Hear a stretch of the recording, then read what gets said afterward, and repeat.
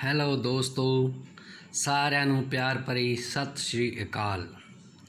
ਅੱਜ ਤੁਹਾਨੂੰ ਦਰਸ਼ਨ ਕਰਵਾਉਣ ਜਾ ਰਹੇ ਹਾਂ ਗੁਰਦੁਆਰਾ ਟਾਹਲੀਆਣਾ ਸਾਹਿਬ ਪਾਤਸ਼ਾਹੀ 10ਵੀਂ ਰਾਏਕੋਟ।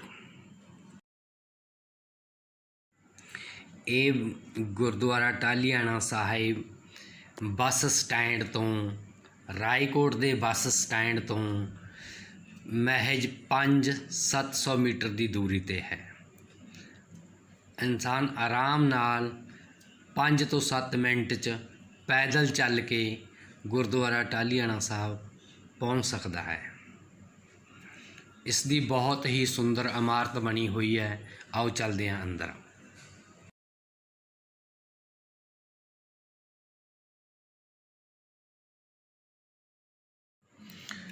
ਗੁਰਦੁਆਰਾ ਸਾਹਿਬ ਦੇ ਗੇਟ ਦੇ ਅੰਦਰ ਵੜਦੇ ਹੀ ਦੋਨੋਂ ਪਾਸ ਦੁਕਾਨਾਂ ਨੇ ਔਰ ਅੰਦਰ ਵੜਦੇ ਹੀ ਗੁਰਮਤਿ ਲਿਟਰੇਚਰ ਦੀ ਬਹੁਤ ਹੀ ਸੁੰਦਰ ਪ੍ਰਦਰਸ਼ਨੀ ਲੱਗੀ ਰਹਿੰਦੀ ਹੈ, ਜਿੱਥੋਂ ਤੁਸੀਂ ਗੁਰਮਤਿ ਨਾਲ ਸੰਬੰਧਿਤ ਲਿਟਰੇਚਰ ਲੈ ਸਕਦੇ ਹੋ ਜਾਂ ਲੰਗਰ ਦੀ ਸੇਵਾ ਵਾਸਤੇ ਜਾਂ ਕਿਸੇ ਵੀ ਇਮਾਰਤ ਦੀ ਸੇਵਾ ਵਾਸਤੇ ਆਪਣੀ ਰਸੀਦ ਕਟਵਾ ਸਕਦੇ ਹੋ ਉੱਥੇ ਮਾਇਆ ਭੇਟਾ ਕਰਕੇ।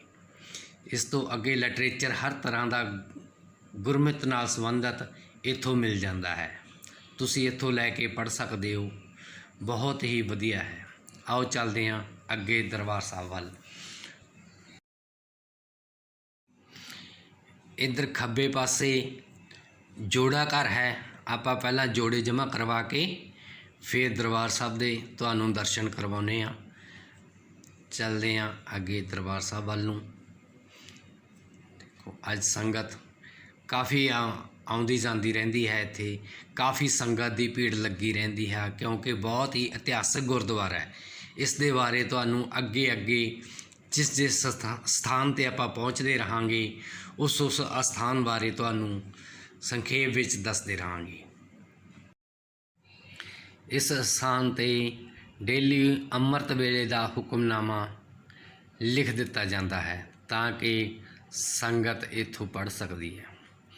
ਸਮੇਤ ਅਰਥਾਂ ਦੇ ਉਸ ਸਥਾਨ 'ਤੇ ਲਿਖ ਦਿੱਤਾ ਜਾਂਦਾ ਹੈ। ਲਓ ਹੁਣ ਆਪਾਂ ਨਤਮਸਤਕ ਹੋਈਏ ਸ਼੍ਰੀ ਗੁਰੂ ਗ੍ਰੰਥ ਸਾਹਿਬ ਜੀ ਦੇ ਦਰਬਾਰ ਵਿੱਚ, ਲਵਾਈਏ ਹਾਜ਼ਰੀ। ਬਹੁਤ ਸੰਗਤ ਹੈ, ਬਹੁਤ ਸੰਗਤ ਆ ਕੇ ਨਤਮਸਤਕ ਹੋ ਰਹੀ ਹੈ। ਪਾਲਕੀ ਸਾਹਿਬ ਦਾ ਬਹੁਤ ਹੀ ਸੁੰਦਰ ਸਜਾਵਟ ਕੀਤਾ ਹੋਇਆ ਹੈ। ਬਹੁਤ ਹੀ ਸੰਗਤ, ਸੁਬਾਹ ਦਾ ਟਾਈਮ ਹੈ, ਇਸ ਵਕਤ ਬਹੁਤ ਸੰਗਤ ਆਉਂਦੀ ਹੈ ਔਰ ਕਥਾ ਵਿਚਾਰਾਂ ਚੱਲ ਰਹੀਆਂ ਨੇ, ਉਹਨਾਂ ਦਾ ਆਨੰਦ ਮਾਣ ਰਹੇ ਆ। ਹੁਣ ਅੱਗੇ ਤੁਹਾਨੂੰ ਦਿਖਾ ਰਿਹਾ ਸਾਰਾ ਇਸ ਦਰਬਾਰ ਦਾ। ਇਸ ਦਰਬਾਰ ਹਾਲ ਦੀ ਕਾਫੀ ਜਗ੍ਹਾ ਹੈਗੀ ਹੈ, ਖੁੱਲ੍ਹੀ ਜਗ੍ਹਾ ਬਣੀ ਹੋਈ ਆ, ਕਾਫੀ ਸੰਗਤ ਬੈਠ ਸਕਦੀ ਹੈ ਇਸ ਜਗ੍ਹਾ 'ਤੇ। ਚਾਰ ਚੁਫੇਰੇ ਤੁਹਾਨੂੰ ਗੁਰੂ ਗ੍ਰੰਥ ਸਾਹਿਬ ਜੀ ਦੇ ਦਰਸ਼ਨ ਵੀ ਕਰਵਾ ਰਿਹਾ ਹੈ। ਦੇਖੋ, ਵਾਹਿਗੁਰੂ, ਸਤਨਾਮ ਸ਼੍ਰੀ ਵਾਹਿਗੁਰੂ ਜੀ, ਵਾਹਿਗੁਰੂ ਜੀ। ਗੁਰੂ ਗ੍ਰੰਥ ਸਾਹਿਬ ਜੀ ਦੇ ਦਰਸ਼ਨ ਕਰੋ। ਵਾਹਿਗੁਰੂ ਵਾਹਿਗੁਰੂ ਵਾਹਿਗੁਰੂ ਵਾਹਿਗੁਰੂ ਜੀ। ਸਤਨਾਮ ਸ਼੍ਰੀ ਵਾਹਿਗੁਰੂ ਜੀ, ਵਾਹਿਗੁਰੂ ਜੀ, ਵਾਹਿਗੁਰੂ ਜੀ, ਵਾਹਿਗੁਰੂ ਜੀ।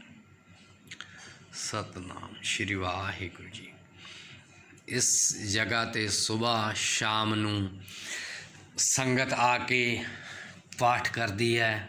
ਸੁਬਾਹ ਜਪਜੀ ਸਾਹਿਬ ਵਗੈਰਾ, ਸੁਖਮਨੀ ਸਾਹਿਬ ਦੇ ਪਾਠ ਸੰਗਤ ਇੱਥੇ ਬੈਠ ਕੇ ਕਰਦੀ ਰਹਿੰਦੀ ਹੈ। ਅਲੱਗ ਤੋਂ ਰਹਿਰਾਸ ਸਾਹਿਬ ਦੇ ਸ਼ਾਮ ਨੂੰ ਪਾਠ ਕੀਤੇ ਜਾਂਦੇ ਹਨ ਸੰਗਤ ਵੱਲੋਂ ਆ ਕੇ। ਬਹੁਤ ਹੀ ਸ਼ਰਧਾ ਪੂਰਵਕ ਇੱਥੇ ਸੰਗਤ ਆ ਕੇ ਆਪਣੀਆਂ ਮਨੋਕਾਮਨਾ ਪੂਰਨ ਕਰਵਾਉਂਦੀ ਹੈ। ਬਹੁਤ ਹੀ ਸੁੰਦਰ, ਦੇਖੋ ਤੁਸੀਂ ਪਾਲਕੀ ਸਾਹਿਬ ਬਹੁਤ ਹੀ ਸੁੰਦਰ ਹੈ। ਪਾਲਕੀ ਸਾਹਿਬ ਸਜਾਇਆ ਹੋਇਆ, ਬਹੁਤ ਸਾਰੀ ਸੰਗਤ ਇੱਥੇ ਦਰਬਾਰ ਸਾਹਿਬ ਵਿੱਚ ਹੀ ਮੱਥਾ ਟੇਕ ਕੇ ਵਾਪਸ ਚਲੀ ਜਾਂਦੀ ਹੈ ਔਰ ਅੱਗੇ ਦੇ ਸਥਾਨਾਂ ਬਾਰੇ ਉਹਨਾਂ ਨੂੰ ਪਤਾ ਹੀ ਨਹੀਂ ਲੱਗਦਾ। ਹੁਣ ਦਰਬਾਰ ਸਾਹਿਬ ਦੀ ਬੈਕ ਸਾਈਡ 'ਤੇ ਬਹੁਤ ਹੀ ਸੁੰਦਰ ਸਰੋਵਰ ਬਣਿਆ ਹੋਇਆ ਹੈ। ਇਹ ਅੱਗੇ ਨਾਲ गुरुद्वारा मंजी साहब है और पिछे उसके गुरु का बाग है जिथे बहुत ही सुंदर पेड़ पौधे लगाए गए हैं। तो उस तो अगे है गुरुद्वारा जड़ पुट्टी साहब जो कि मेन स्थान इत्थे समझा जाता है। ਆਪਾਂ जिस स्थान ते पहुँच जाते हैं उस स्थान बारे ही बहुत ही थोड़े शब्दों ਵਿੱਚ मैं ਤੁਹਾਨੂੰ ਦੱਸਣ ਦੀ कोशिश करता हाँ। ਇਹ ਸਥਾਨ ਤੇ ਗੁਰੂ ਗੋਬਿੰਦ ਸਿੰਘ ਜੀ ਮਹਾਰਾਜ 1705 ਈਸਵੀ ਨੂੰ ਪਹੁੰਚਦੇ ਨੇ ਤੇ ਇਸ ਸਥਾਨ ਤੇ ਜਦੋਂ ਬੈਠੇ ਹੁੰਦੇ ਆ ਉਦੋਂ ਰਾਏ ਕੱਲੇ ਦਾ ਨੌਕਰ ਜਿਹੜਾ ਨੂਰਾ ਮਾਹੀ ਆ ਉਹ ਮਾਤਾ ਗੁਜਰੀ ਅਤੇ ਛੋਟੇ ਸਾਹਿਬਜ਼ਾਦਿਆਂ ਦੀ ਸਰਹੰਦ ਵਿੱਚ ਸ਼ਹੀਦੀ ਦੀ ਖਬਰ ਆ ਕੇ गुरु गोबिंद सिंह जी नूं महाराज जी नूं दसदे आ तां उस टाइम गुरु गोबिंद सिंह जी महाराज जी ने वचन कीते सीगे इत्थे काही तीर दे नोक दे नाल एक काही दे बूटे नूं पट्टिया गया। पट के उन्हां ने मुगलों की जड़ खत्म करन दी मुगलों का खात्मा होने दे वचन कीते सी। उस टाइम राय कल्ला भी कोले ही बैठा सी अते राय कल्ले ने कहा महाराज मैं भी तो एक मुगल हाँ मैं तुहाडी सेवा कीती है ते मेरे ते इन्ना घोर पाप ना करो। ते गुरु साहब ने उस टाइम राय कल्ले नूं एक किरपान एक रेहल जिन्हों आपां रील भी कह सकते हैं पोथी का पाठ पोथी साहब का पाठ किया जाता जिसते वो भेटा की एक गंगा सागर जिस विच नूरा माही ने दुध चो के गुरु गोबिंद सिंह जी नूं पिलाया सीगा। वो गंगा सागर भी इस तीनों चीज़ां भेंट कीतियां गईयां ते वो अज भी गंगा सागर अज भी इस परिवार कोले है।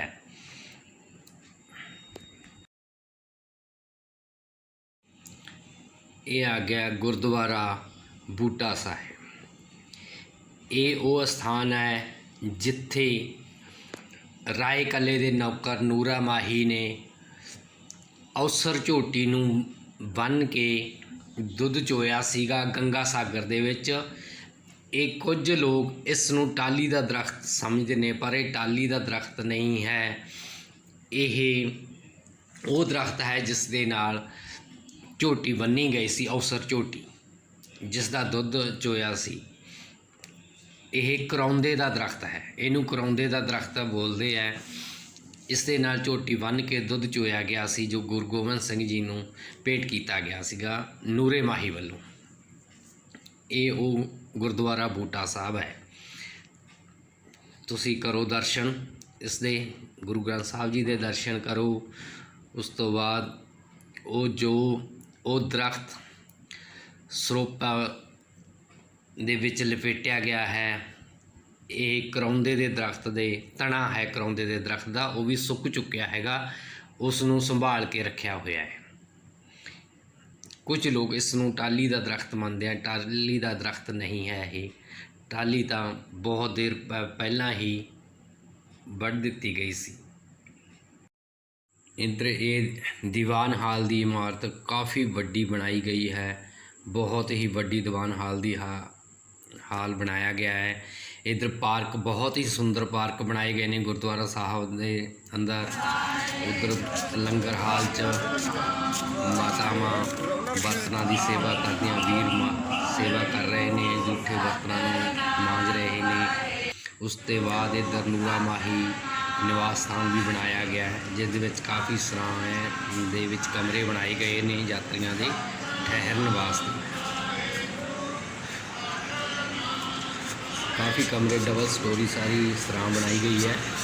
काफ़ी कमरे ने ये ताकि यात्रुओं को ठहरन दे विच कोई परेशानी ना आवे। पानी का सारा प्रबंध है इसके अंदर।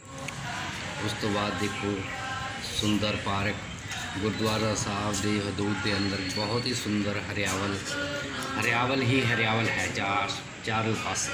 बहुत ही सुंदर दृश्य दिखता है। गुरु का लंगर भी है इधर नाल जिथे 24 घंटे लंगर चलता रहता है। ये है निशान साहब आकाश की हिक नूं सूंघदा होया गुरु का निशान खालसे का निशान झूलता होया तुहानूं दिस रहा निशान साहब जिस तो अंदाज पता लगता कि हाँ इत्थे गुरुद्वारा साहब है ਇੱਥੇ ਹਰ ਇੱਕ ਭੁੱਖੇ ਨੂੰ ਲੰਗਰ ਮਿਲ ਸਕਦਾ ਹੈ। ਉਸ ਤੋਂ ਬਾਅਦ ਆਈਏ ਆਪਾਂ ਇਹ ਗੰਗਾ ਸਾਗਰ ਦੀ ਉਸ ਦੀ ਮੂਰਤੀ ਬਣਾਈ ਗਈ ਹੈ, ਜਿਸ ਗੰਗਾ ਸਾਗਰ ਦੇ ਵਿੱਚ ਨੂਰੇ ਮਾਹੀ ਨੇ ਅਵਸਰ ਝੋਟੀ ਦਾ ਦੁੱਧ ਚੋਇਆ ਸੀ।